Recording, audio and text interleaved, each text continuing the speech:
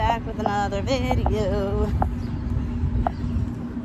Man, it's 8 o'clock and it's hot already. All right, so out of breath per usual. I was going to take you guys to the other side of the street behind that alley, but when I turned the corner,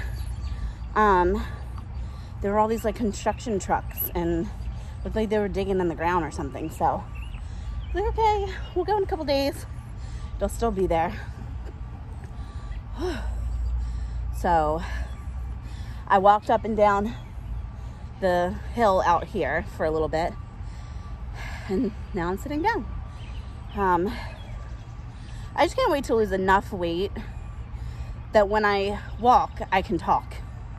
So that these aren't like, instead of walk and talks, they're just talks.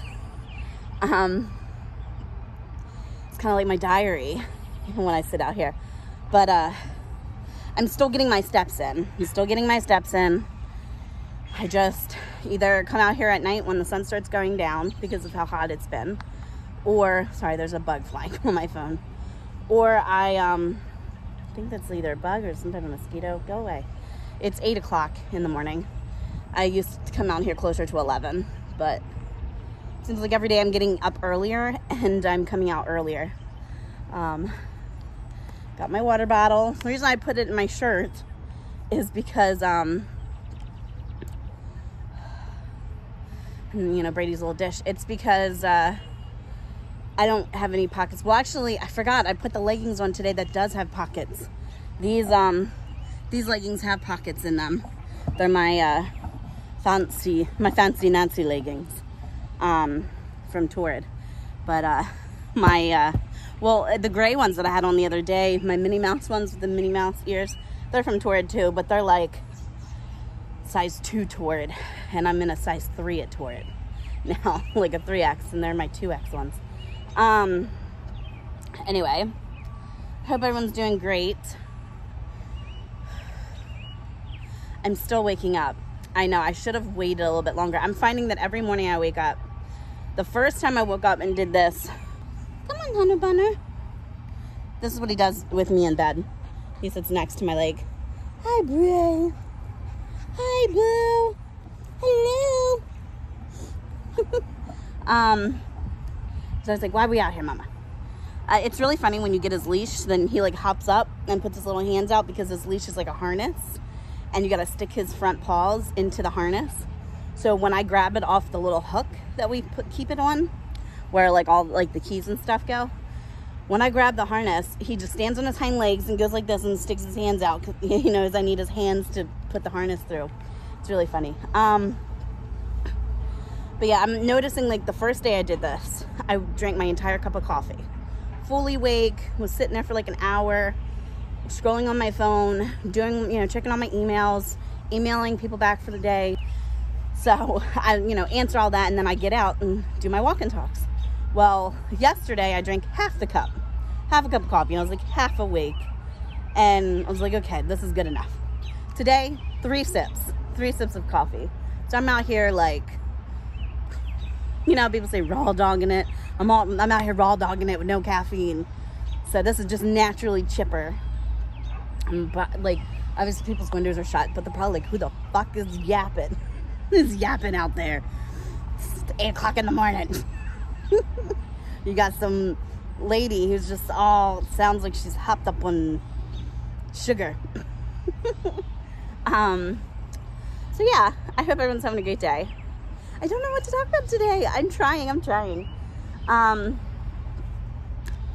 glad everyone liked my YouTube shorts. Like I was singing. It was like almost 8 o'clock at night, and I came around to the side of the building. There was like no one out here, and I came out and showed you guys, like, you know, I showed you guys this. Look at my dog, he's living his best life. I showed you like down there, but I was standing right there where that white car is, and I was just like, good morning Baltimore. First of all, that's my favorite, one of my favorite musicals. I love musicals. You know, Grease 2, Sound of Music, West Side Story, Hairspray, Bye Bye Birdie, The Wizard of Oz. I was in The Wizard of Oz in high school. I played the ensemble. I played a tree. I played a poppy, because apparently in the play, the play production, you know, the Broadway play has a song about the poppies, and the poppies in the poppy field come to life. We had to wear these like red skirts and stuff. So I was a poppy. I was also someone like from Emerald City, and I wore a green glittery sequin dress. And I don't have many photos of that time period, but I'm pretty sure I have a picture of me backstage with my green sequiny dress from the Emerald City. So if I find that, I'll let you know. Like, I'll put it, you know, next to my head. And then they had us do these little bios and with our photos to hang on the wall for when people at Kenwood, I went to Kenwood High School, they could see like who played what, and like their about me's, their little bios. Like, I can't remember what mine said. It's like something about Shelly, you know, enjoys dancing at Jean Cattell in her spare time, and she would like to thank her boyfriend or something. I was dating, I believe, some guy named David at the time. Yeah, it was fun. And I was a poppy and a tree, and I was the tree in The Wizard of Oz where Dorothy picks the apple off the tree and I have to smack her, and I go, "What do you think you're doing?" And then Dorothy's like, "I was hungry," and then I go, "She was hungry," and then all the other trees go, "She was hungry, she was hungry." I can't believe I remember that. And then I was the ensemble, so anytime the girls had to sing, they had a little mic with my name on it, and it came around, taped around the front of my head, taped to the forehead, and they'd put, like, you know, masking tape and then kind of makeup around it and like a wig and stuff. So anytime I had to sing, they had that, or if I wasn't wearing a wig in the scene, they'd clip the mic onto my shirt and it would come under my clothes. And so we sung, what is that Munchkin Land song, you know, I can't even think of it. You're out of the woods, you're out of the da-da-da-da-da-da, that song. It's like, you know, they're all singing. I don't know if it's from them going through the woods, or is it because the witch died, something like that. No, because that's Ding Dong, the Witch is Dead, which we also sung that. I don't know. That was the song. So long ago. But yeah, I was like 9th grade. 11th grade I did Bye Bye Birdie. So yeah, and I was like the ensemble for that, because I didn't have a good singing voice. But I had fun in theater. The theater, like I'm a thespian for my 2 high school plays that I did. Anyway, these are random. I love them. I love that I can just vent, you know? Oh, my nose. I think it's the allergies. Oh, there's a cat out here. Hopefully Brady doesn't see it. Brady will lose his mind. I think it's that same cat that we saw the other day that I showed you guys on my vlogs. I've been watching a TV show on HBO Max. I believe it's called Big Love. It's got Bill Paxton in it, and Jennifer Goodwin, and I forgot the other 2 actresses in it, but Amanda Seyfried, I think, you know, from Mean Girls. She played Karen in Mean Girls, and she was in Mamma Mia. It's about a polygamous family, and Bill Paxton is the husband, and Jennifer Goodwin is one of his wives, the youngest wife, and then there's 2 other women. He's got 3 wives, and they have 3 houses side by side next to each other on this like suburban neighborhood in this suburban street. And the dad has like a grocery store chain, and I'm not gonna give too much away, but he's got some type of grocery store chain, and then he's involved with some sketchy characters who he's like paying money, like 15% of his business, like his, you know, franchise stuff, his franchise fee or whatever, and they're starting to like threaten him and his family because he said he's not going to pay it anymore, because one of the wives have a severe shopping addiction, and I think that they're having some financial issues. But it looks very interesting. I think I'm on like episode 5 out of 12. I think it's only 1 season, but it came out in like 2006, and I was like, 2006, all right, so 2003 I graduated elementary school, so I was like 12. So 2004 I was 13, 2005 I was 14, so I was about 15 years old. That's how my dyslexia math works, by the way. I have to literally count it like that. I still count with my fingers. yeah, I think it came out in 2006, so I was like 15. So I didn't know anything about the show, and I probably wouldn't have cared for anything about a polygamy family, and that was not my jam as a teen. You know, I was watching Laguna Beach. I was watching, you know, Room Raiders and Date My Mom and Cribs and all that kind of stuff. So yeah, I'm watching the show called Big Love, and it's on HBO Max. It's a polygamous family, and it's very entertaining. And it's weird because I'm finding a lot of correlations with Sister Wives and that family. Now, obviously, there's going to be a lot of correlations because it's a polygamous family. But they have the houses. It reminds me, if you watch Sister Wives, when they lived in Las Vegas, and they had those houses side by side in that little cul-de-sac. Brady's going to keep barking because he saw that dog. Usually he barks at a dog for a few minutes, and then he's over it. Oh, no, he stopped. Nope, no, he didn't. I'm still getting used to when people see me talking to my phone out here. Like, I think that they're like, is she crazy? Like, what is she doing? It's definitely weird. And I'm hoping as time goes on, they go, yeah, that's that big lady who walks a dog and talks to herself on her phone. That's another reason why I like sitting here. No one's out here except for the occasional car or something. Or I keep going out here earlier and earlier to see the crowds this early in the morning. Only people that's usually out up this early are the working class folks. So I'm hoping I don't run into issues. I feel like the hoodlums, there we go, the hoodlums are probably asleep by now. I'm gonna go back in soon, drink my coffee. I'm gonna watch that Big Love show because now I gotta figure out, like, is Bill Paxton's character, like, what's gonna happen to the shiesty characters that he got himself involved in. And he won't tell his wives. He's not telling his wives why he's scared right now. So it's an interesting show, and I recommend everyone watch it. HBO Max. It's called Big Love. Big Love. Like a big girl shell. Big Love. I think that today I want to walk around a little bit tonight. Tonight I'm still going to do my walk that I always do, and I'll try to make little YouTube shorts. But I used to, when I got off the phone here, I used to walk around a little bit, but I think I'm just going to go right in and drink my coffee, watch my show, and then I want to do a workout in the house. I don't know if I'm going to film it because in order to see the TV, or, you know, I have to, because I like cast it from my phone, or I can put it on my phone, like I can put it on the TV without casting it. But again, like I told you guys in my last video, my kids come past me, so I don't want to hinder them or catch them.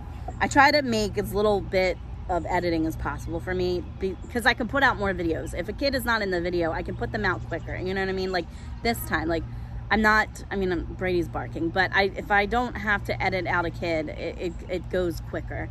So I don't know if I'm gonna be able to film me doing the workout, but I gotta go inside and charge my Apple Watch, and the workout's connected to my Apple Watch, so I can at least on my community post show you guys like my calories, not my calories, well that too, but my calories burned, that's what I meant.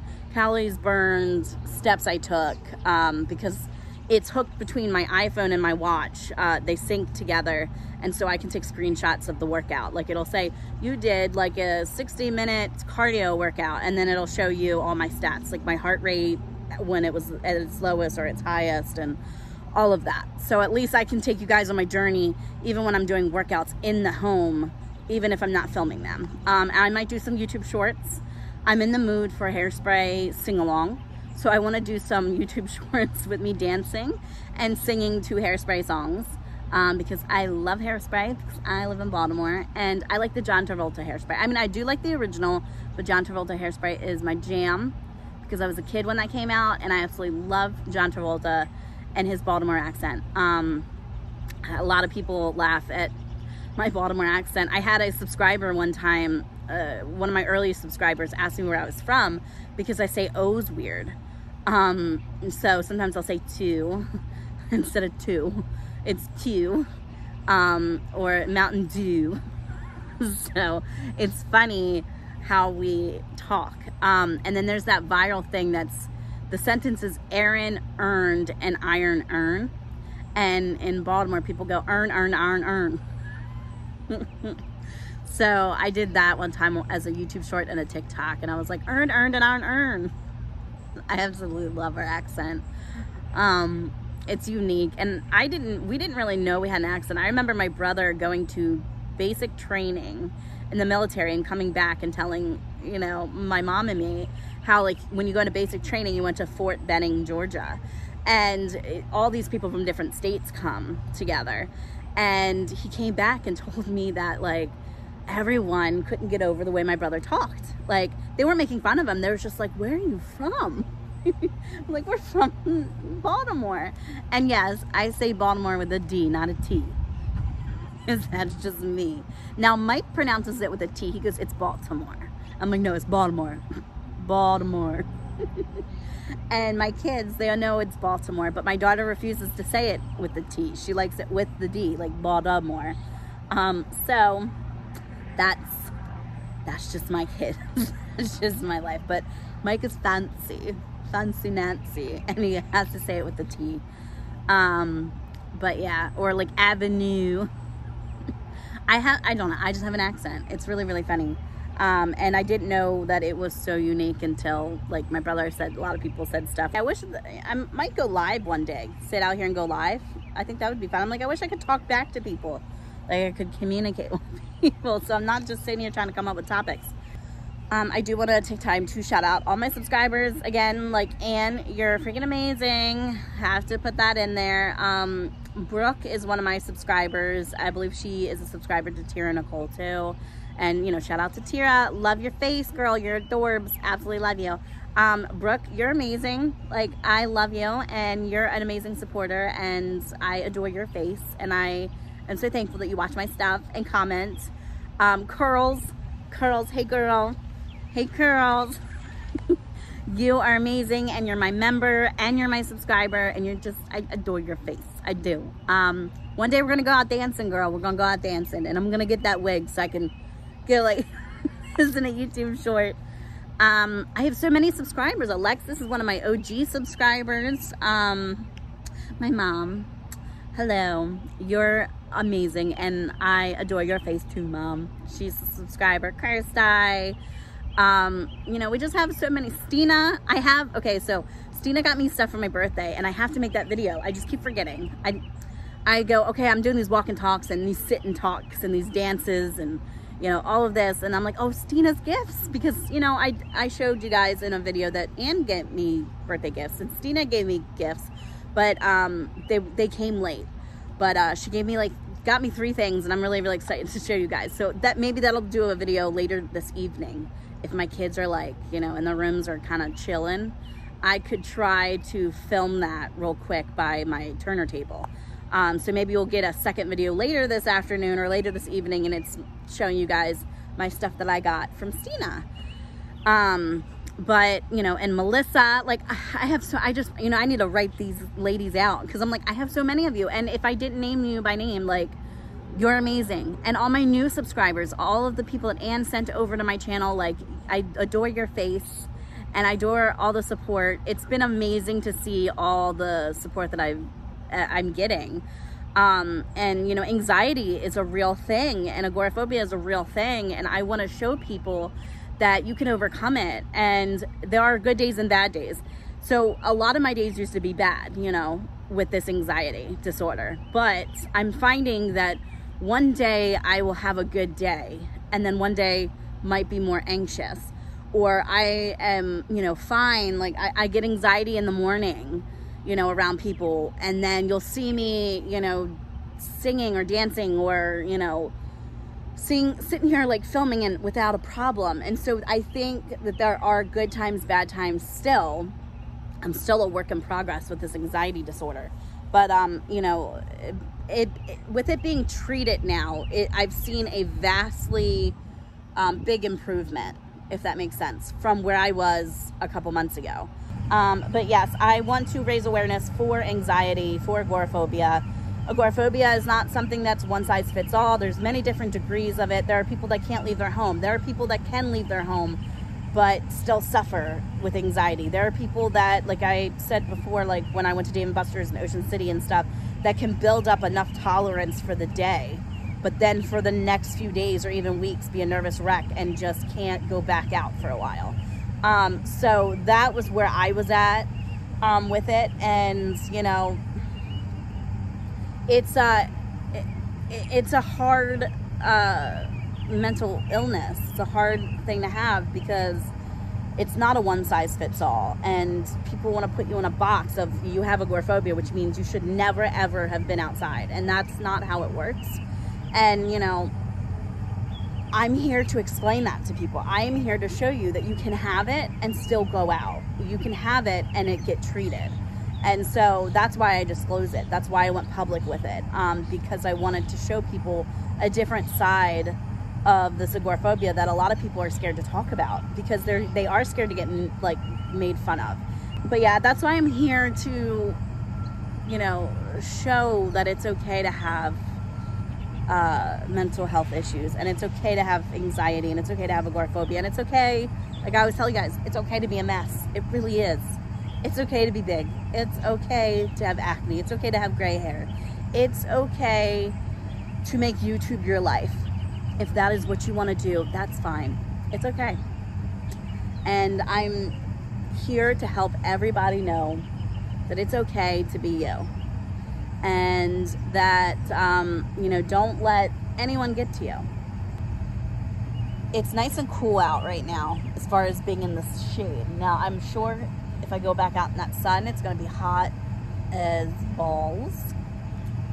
But I want to finish drinking my coffee because I'm tired. I'm tired, guys. As far as TV shows, other than Big Love, I started to watch Your Honor. I hear that that's really good. I haven't gotten past the first episode yet. I'm very ADHD when it comes to TV shows. So my husband gets annoyed with it, but then he also thinks it's funny. So these are all the shows I'm currently watching. I'm watching Shameless for the 20 millionth time. Gilmore Girls. Bates Motel, I'm doing a rewatch of that. Nip Tuck. Me and Mike started watching that around Christmas time, and we just never finished. We got it. Like, I've watched it several times, but we were doing a rewatch. We started, I think we're on season 2 or 3 of Fargo. Then we switch it up and we're watching something called American Rust on Amazon Prime. I started Your Honor. I'm now watching Big Love. I'm now watching Sopranos for the first time ever. We're watching The Wire since we live in Baltimore. We were kids when that came out and we never watched it. What else? I started doing a rewatch again of True Blood. Dexter's on Netflix again, so I want to try that.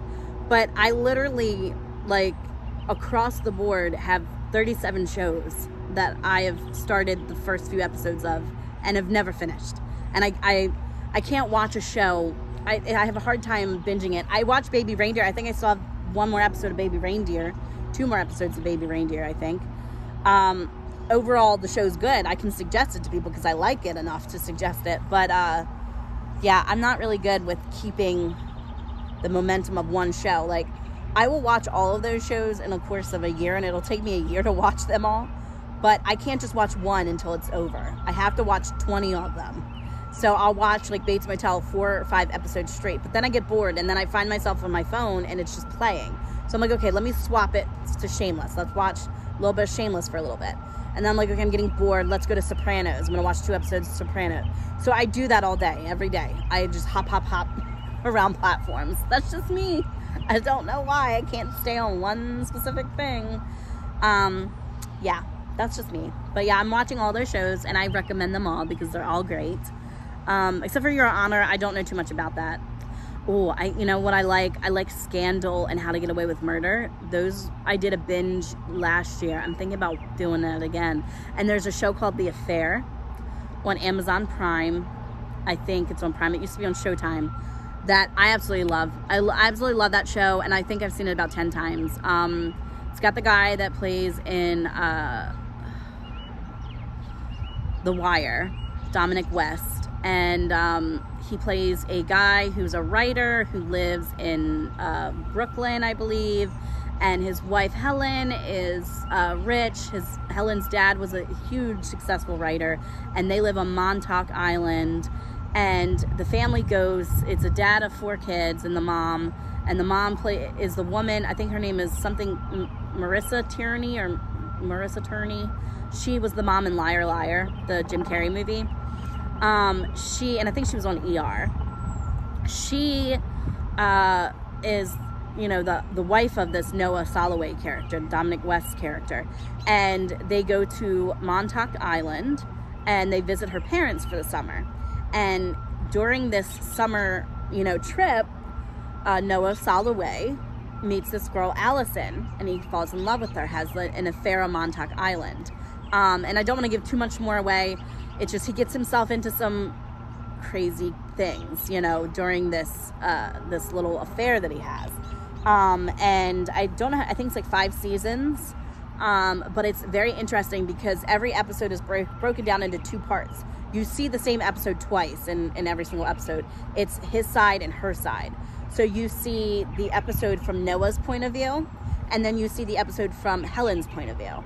And then as the show progresses, you see, you know, Allison's point of view and Noah's point of view, or Allison's point of view and Helen's point of view.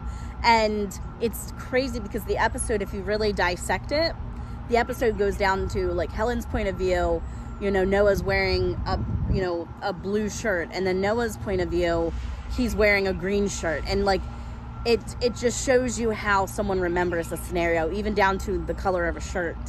And because I've seen it so many times, I have found these little Easter eggs of, oh, like they were standing here during her point of view, but on his point of view episode, they were actually on the other side. And it's really neat, and it's like a mind thing. But it has racy scenes. It's obviously the affair. So if you have children, you don't want to watch it with them. Those types of shows, if I'm watching them during the day, I have to put them on my cell phone with headphones in, just for the ones that's got littles running around. But it's a really good show to watch. It's a really good show to watch. So I recommend that. I'm thinking about doing another watch of that too this week. I do recommend The Wire. That's another show. I'm, I think, in season 2 or 3. Now, I obviously was born and raised in Baltimore. I was born and raised in Baltimore County. I live in the city now. I didn't watch that show because I think I was in elementary school when it came out. But it's funny because it's so weird watching a show that was fully filmed in Baltimore because I recognize places. I don't know how to explain that. So there was a scene in The Wire where they're at a funeral. And I said, that looks like familiar. And I was like looking at Mike. I said, have we been there before? And I'm looking, and it's like kind of like red velvety, like flooring, and like it's got little stairs. You go into the door and there's stairs, and there's a viewing room to your left. I said, I'm getting deja vu. Like, we've been there before, haven't we? And it took him a minute. He goes, I guess he saw the exterior of the funeral home, and he goes, Shelly, that's the funeral home that cremated your dad. And because I had, you know, such mental issues and distress around that time, I wasn't fully, you know, aware. The funeral home's called Serenity Funeral Home in Baltimore City, and they are lovely people. They were amazing. They were absolutely amazing. And I will throw their little name up on the screen. If you live in Baltimore, use them. Like the woman, and I wish I knew her name. I'm sure I can find her name. She helped me fill out my dad's death certificate, and we did not do a viewing for him. We did a cremation. I think it was like $900, and they let me bring a couple close relatives to view my dad before he was cremated. So they put him on like or gurney, you know, basically it was a gurney in the viewing room, and they had him in the bag, and they unzipped it enough to like right to here, just enough for me to see his face.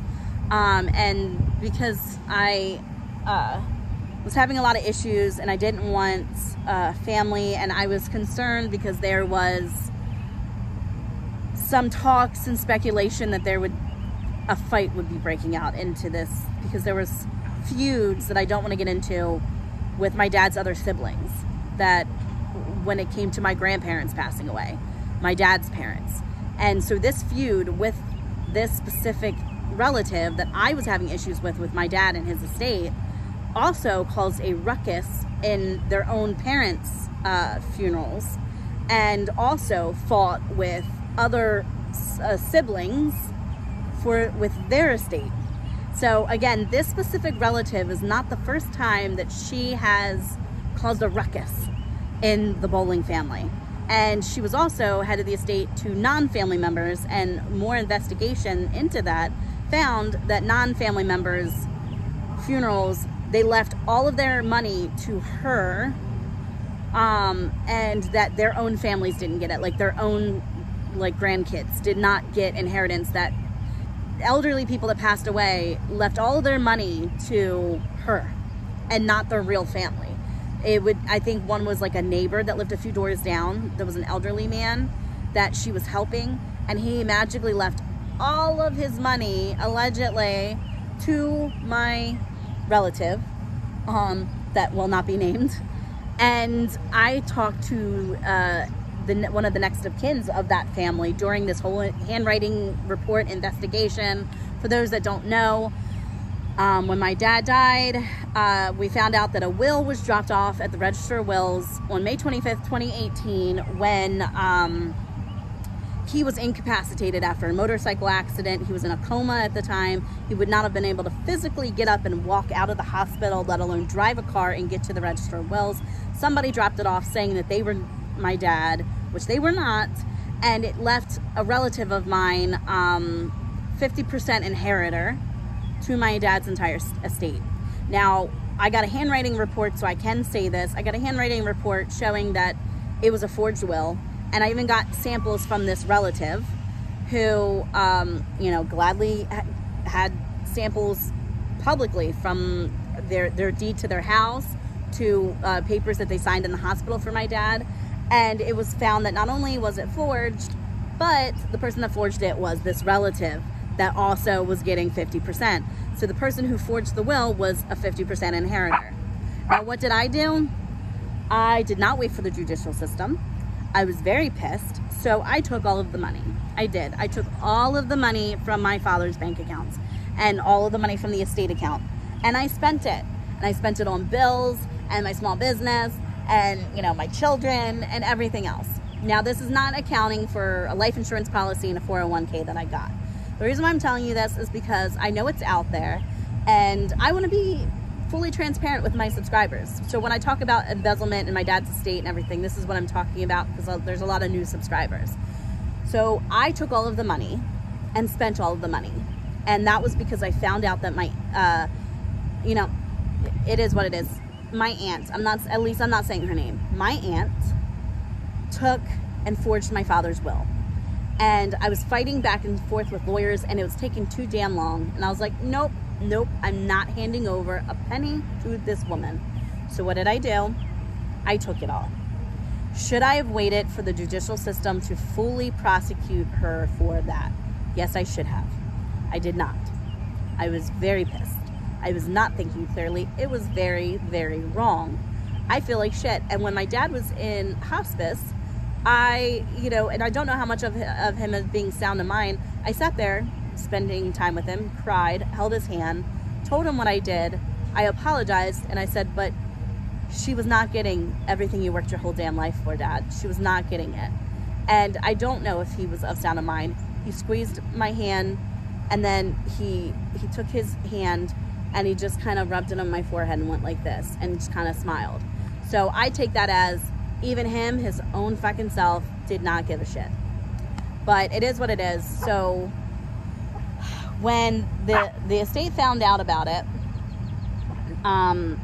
it took them a couple years, I think, to prosecute me because of COVID, and because my case was not a severe, it's not like I, you know, it was not manslaughter, like I didn't hurt anyone. So it was a financial crime. So I finally got sued. State of Maryland sued me last August. So I got a lawyer, and my lawyer heard my story, looked at the handwriting report, saw the will, and he said, well, we can go and do a jury trial. And I said, well, the thing is, I went to the Register of Wills before that they knew I took the money, and what happened was my aunt said, look, I don't want my brother's estate. This happened, but like I'd already taken the money and the court didn't know yet. Here's that court date. Here's that court hearing. They had no idea that I'd taken the money because they didn't have access to the bank accounts. Only I did. So they didn't get my accounting yet or anything. So they had no idea at the time that this deal was made.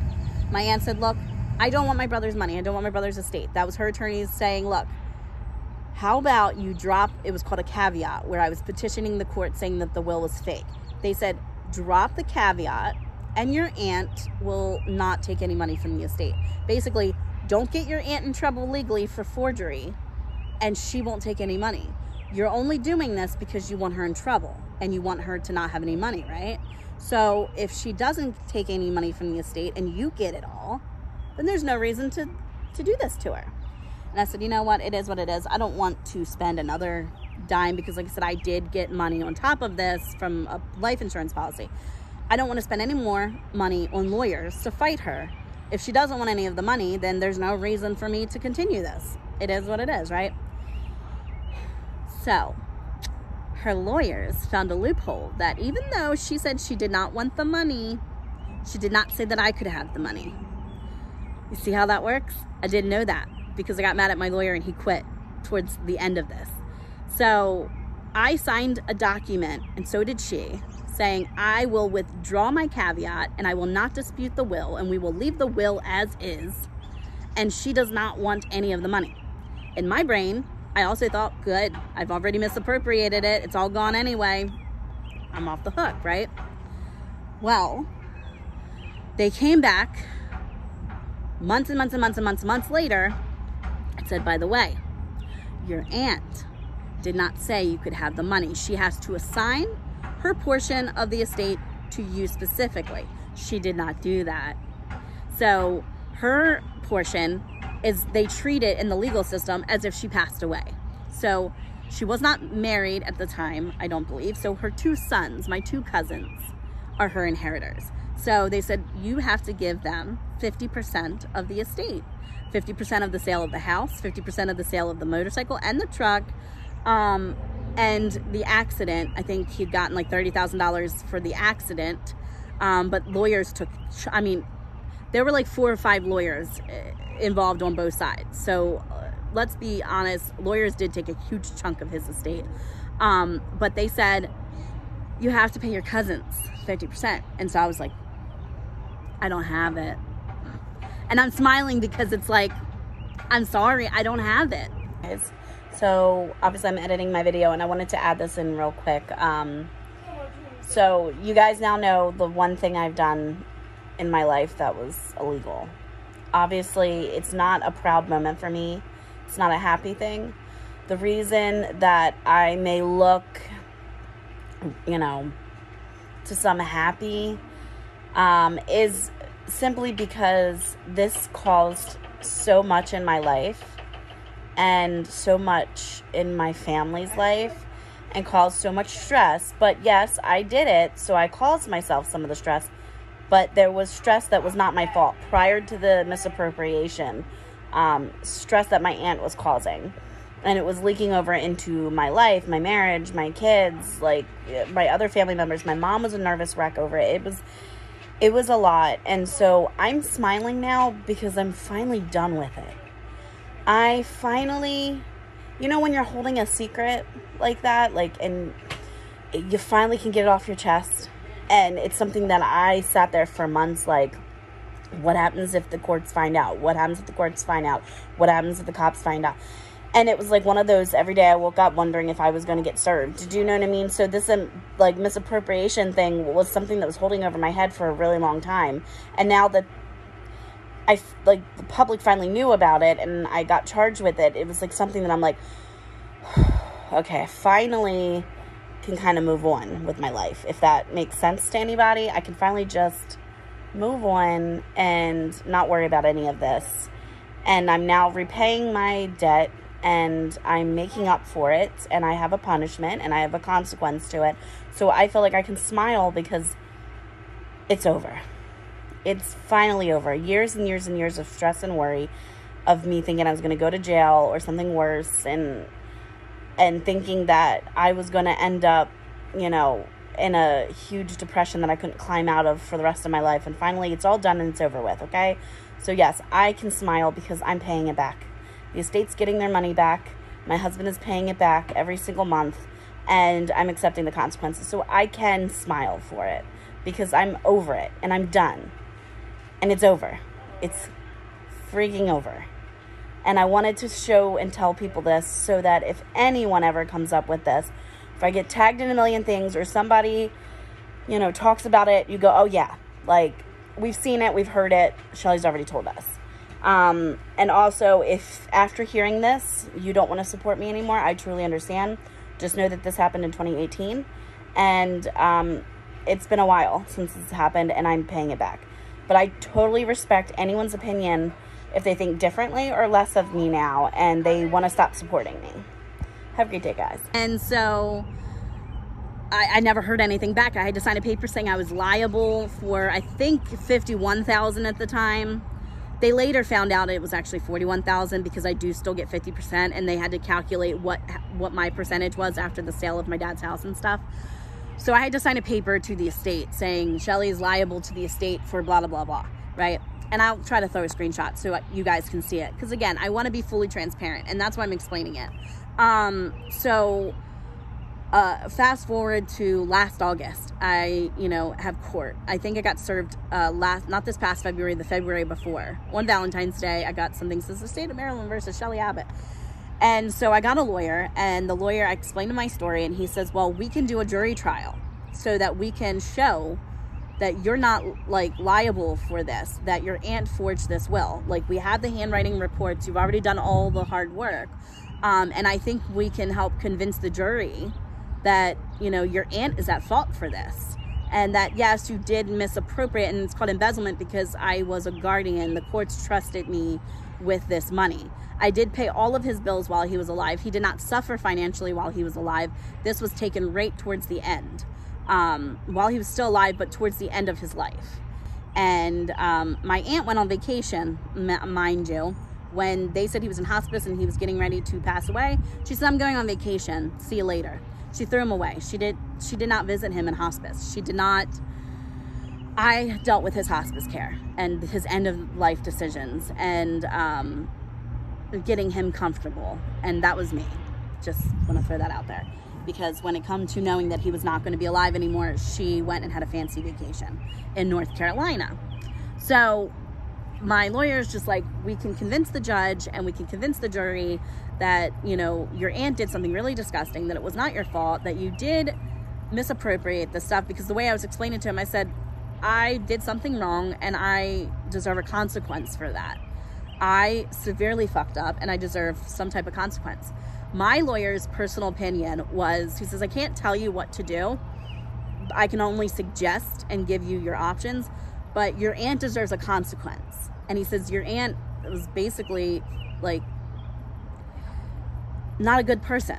And he was mad at my aunt. When I tried to explain this story to him, even my attorney was like, this is bananas. Like, he could not get, I said, well, my aunt pretended to be his wife sometimes at the hospital because they have the same last name. Sometimes she pretended to be his daughter if it was a different facility. And I had to keep saying that Shelly Abbott is in fact his daughter, because you would think that his daughter would have the same last name as him, but I'm married. And so I had to keep explaining that to them. She would swap out my phone number for her number. She would take me off completely from the visitor list. When I tell you that there was fucking mind games with me for months and months and months before this misappropriation happened, it was fucking terrible, guys. It was terrible. I never in my life have ever had so much stress.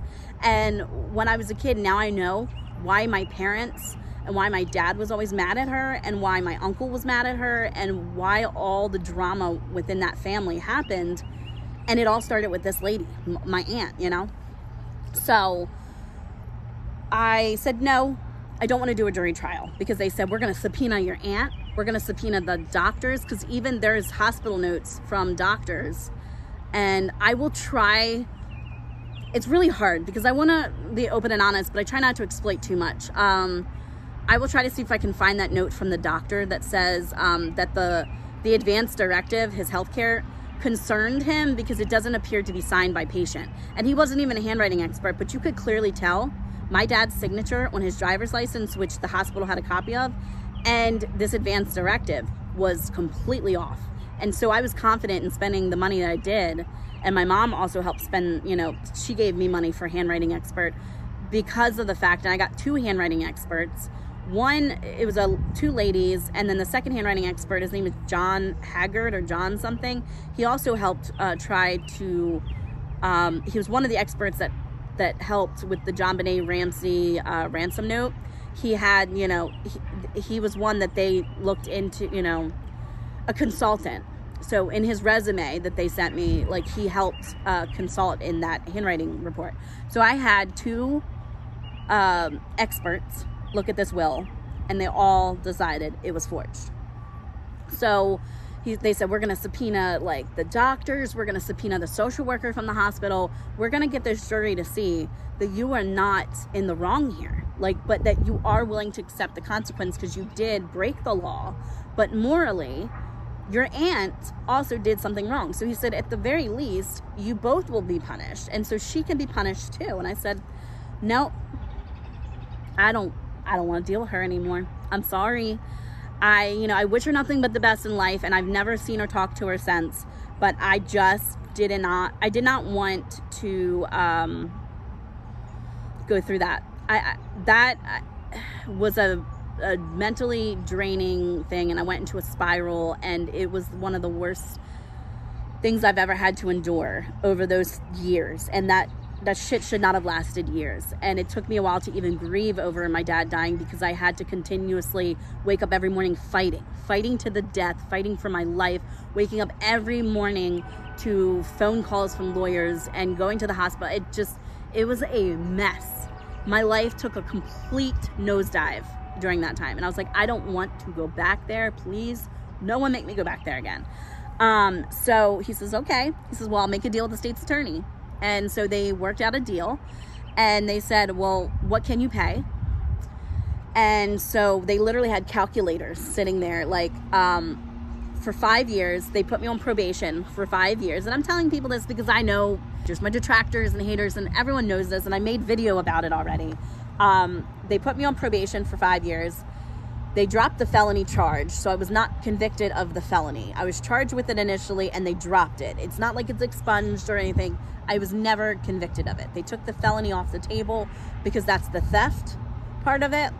And if I'm paying it back, it's no longer a theft. So they're like, we'll take the felony off. We'll just give her a misdemeanor. This is her first offense in her life, and we'll put her on probation for 5 years.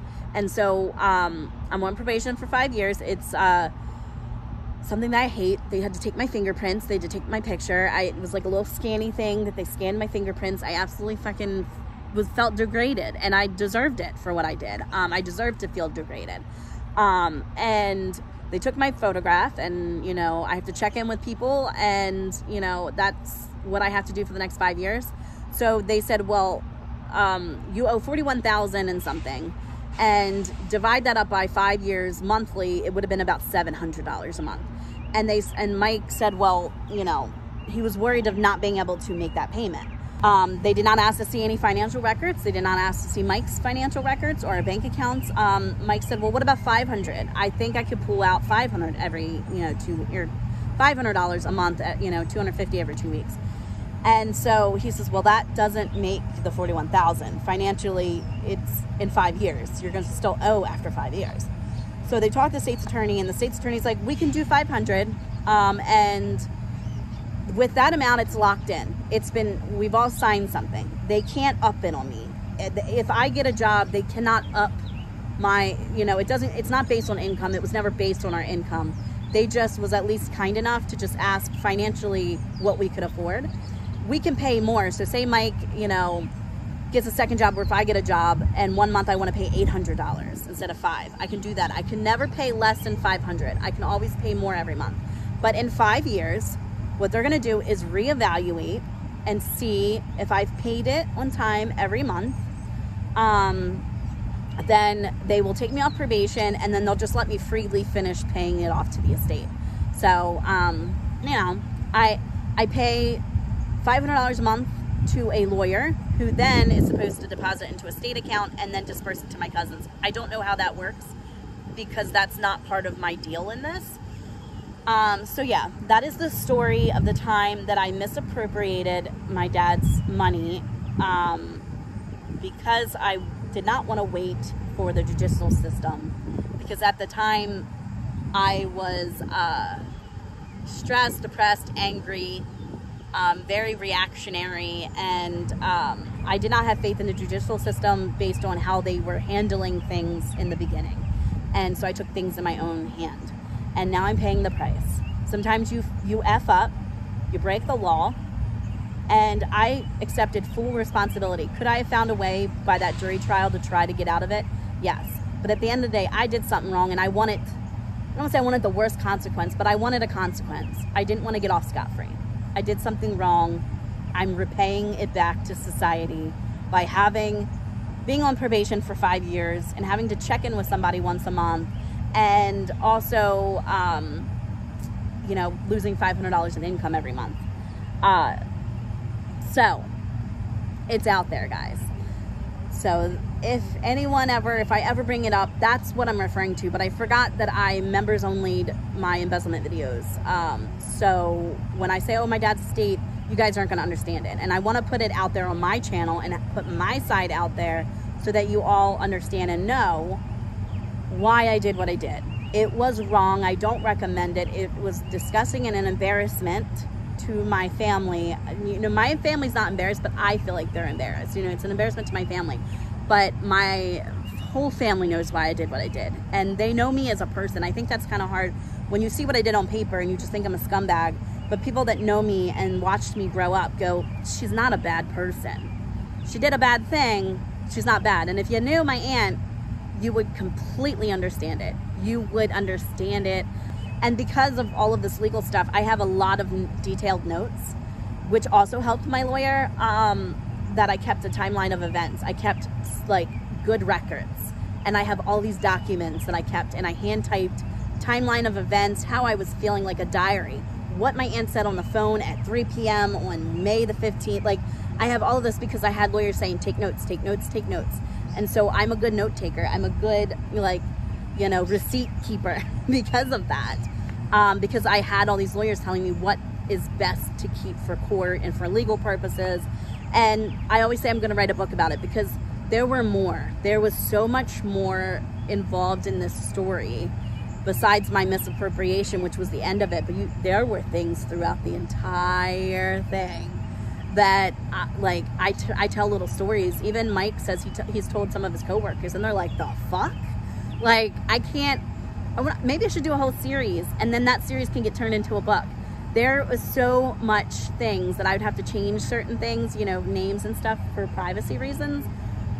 But I want to write a book, but it's such a daunting task because I've never wrote a book. I'm dyslexic, and also because it involves real life people. I have to have some type of advisor, somebody letting me know what I can post and what I can't post, and it's a lot. But that story is bananas. All right, guys, it's really fucking hot.